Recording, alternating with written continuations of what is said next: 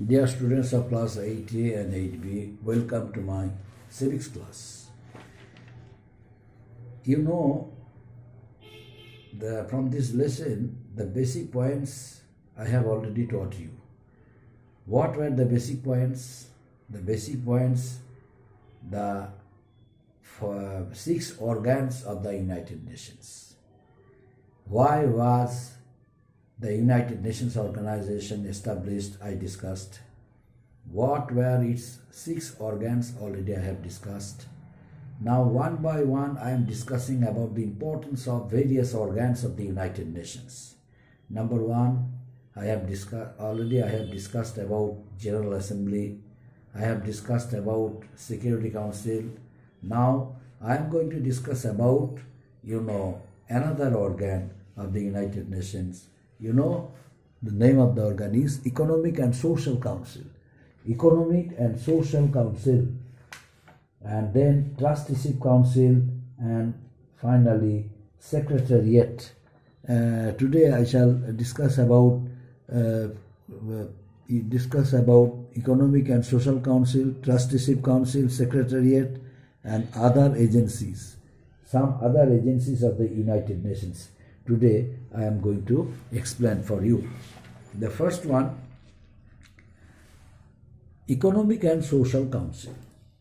Economic and Social Council. What is Economic and Social Council? It is the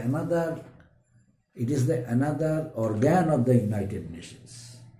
Another organ of the United Nations. Now, how many members are there? There are 54 members appointed by the General Assembly for a term of 3 years by 3 years in the Economic and Social Council. So, how many members are there in the Economic and Social Council? There are 54 members in the Economic and Social Council of the United Nations. Every year, they are appointed by the General Assembly for a term of 3 years. But one-third of its members retire every year. One-third of its members retire every year, and new members are appointed in place of them by the General Assembly. New members. That means that one-third members retire every year as per the Charter of the UN.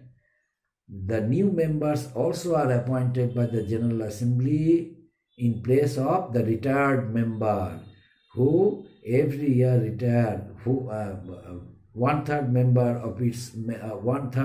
of its members, who retire every year. In place of them, new members are appointed by the General Assembly. Now, how many members are there in the Economic and Social Council? There are 54 members in the UN Economic and Social Council.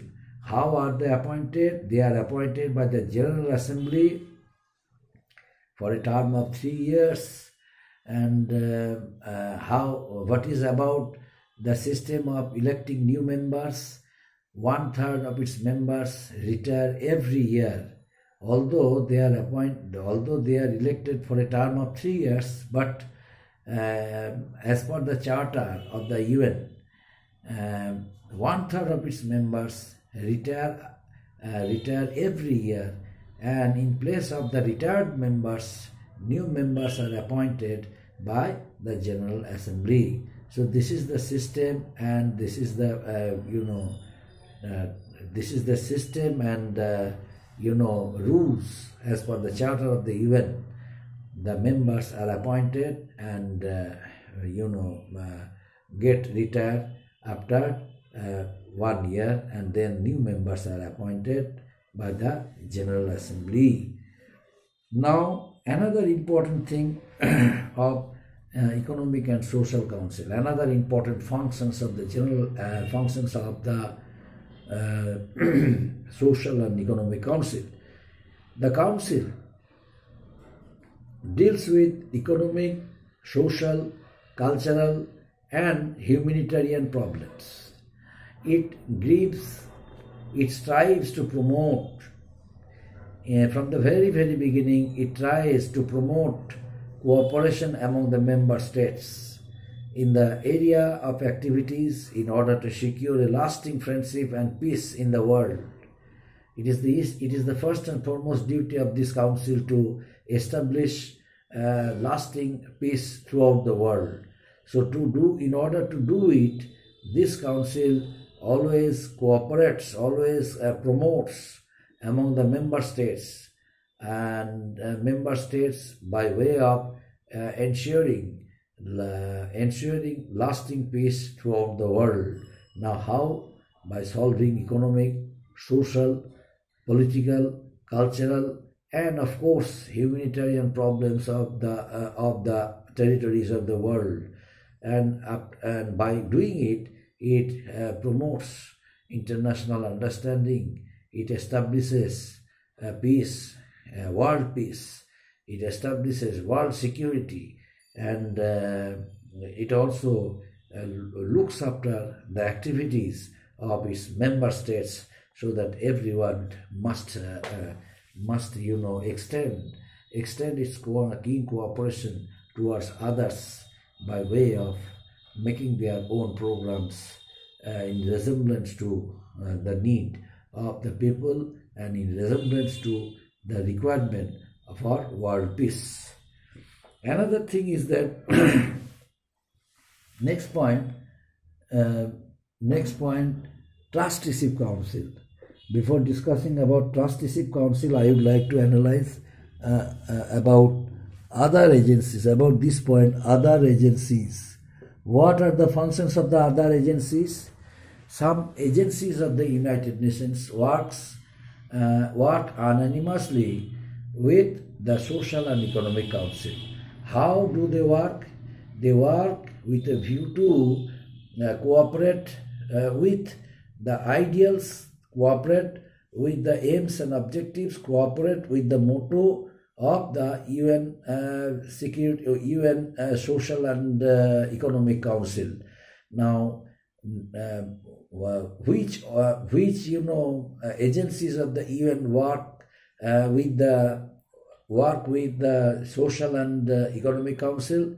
The agencies are WHO, UNICEF, and UNESCO. These three agencies of the UN work with the Social and Economic Council of the UN. Now, why do they work? They work in order to in order to establish the aim of the UN. Now, what is the most important aim of the UN? The most important aim of the UN is to supervise the works of different organizations, different organs. For example, the council, which council? Economic and Social Council works. The Economic and Social Council works under the supervision of the General Assembly. That means General Assembly, since General Assembly is the largest organs of the United Nations, and Security Council is the most effective administrative organ of the UN. That's why these two organs of the General Assembly, of the UN, the General Assembly and the Security Council work steadily for the all-round development of the country and for solving international crises and problems in order to establish world peace and lasting understanding among member states throughout the world and throughout Europe. That's why, my dear students, the three agencies of the UN, WHO, UNESCO and UNICEF, work anonymously with the Social and Economic Council of the UN. And UN, the council means Social and Economic Council works under the supervision of the General Assembly. Next point, Trusteeship Council. What is Trusteeship Council? Trusteeship Council, it was another organ of the United Nations. It is the another organ of the United Nations. This organ was established, means the Trusteeship Council was established for the efficient administration of those territories which were once in possession of Germany, Italy and Japan after the Second World War. Those territories which were once upon a time possessed and controlled by the three countries of the world who belong to Axis groups, Germany, Italy and Japan, in order to make their economy stable, it is the first and foremost duty of the Secretary of the Trusteeship Council to make them protected from those countries who once upon a time established their control over there after the Second World War. That's why, in order to establish an efficient administration there, the Trusteeship Council works steadily for their help. The objective of this council was to help these countries attain their independence after the Second World War. After the Second World War, the countries of the world who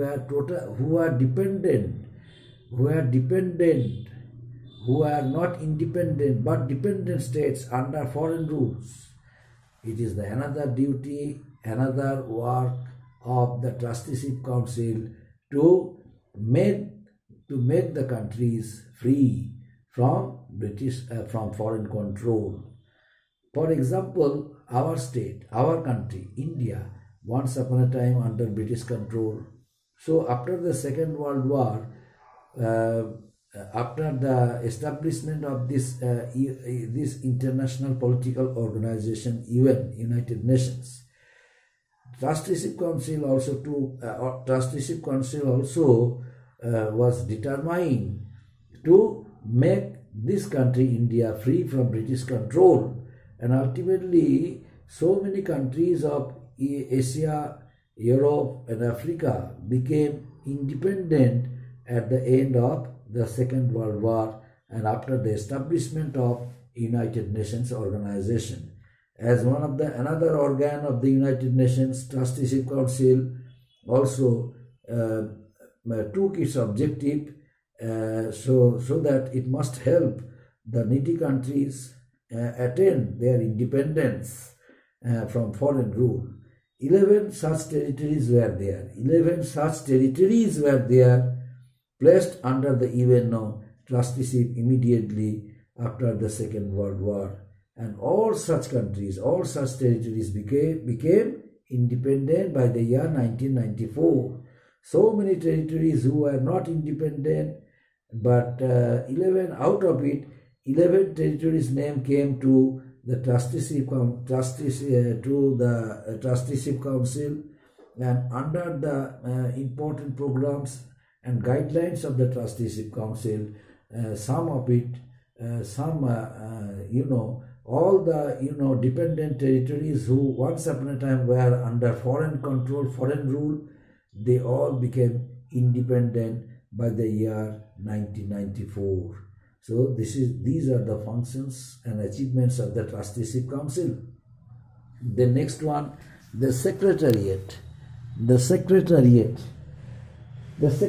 is the administrative wing of the United Nations organization. The Secretariat is the administrative wing of the UN, United Nations. Now, why is it administrative wing of the UN? Because all the administrative works are done from this office, Secretariat. And who is the head of this office?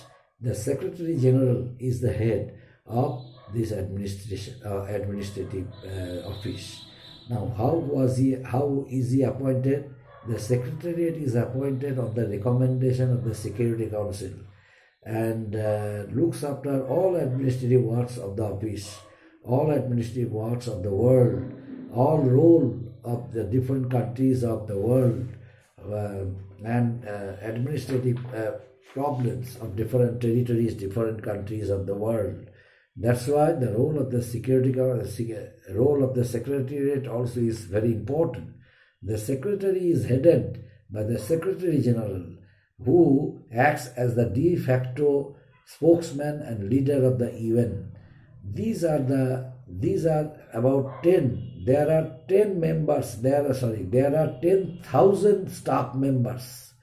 There are 10,000 staff members appointed from different countries working in the Secretariat. There are 10,000 staff members appointed by the in the Secretariat from different countries of the world, and working in the Secretariat neutrally, neutrally and without having any partiality. And international employees, as international employees, they have to take an oath that they will not receive any instruction for their own country, since as international employees they are appointed in the Secretariat from the whole world.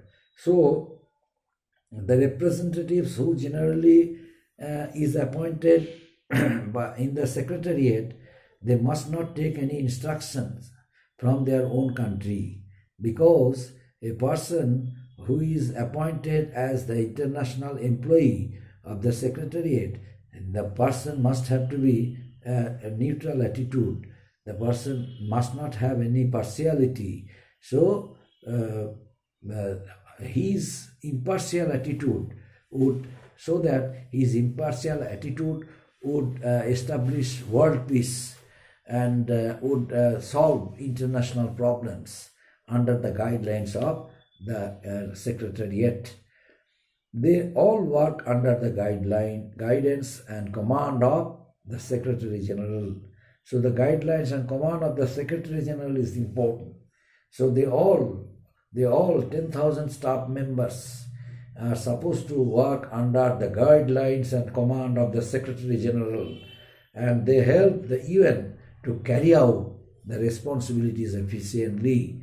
So these 10,000 members are supposed to carry out the instructions, carry out the responsibilities of the United Nations, hopefully, and they are working steadily at present, and they are supposed to carry out their responsibilities of the UN efficiently.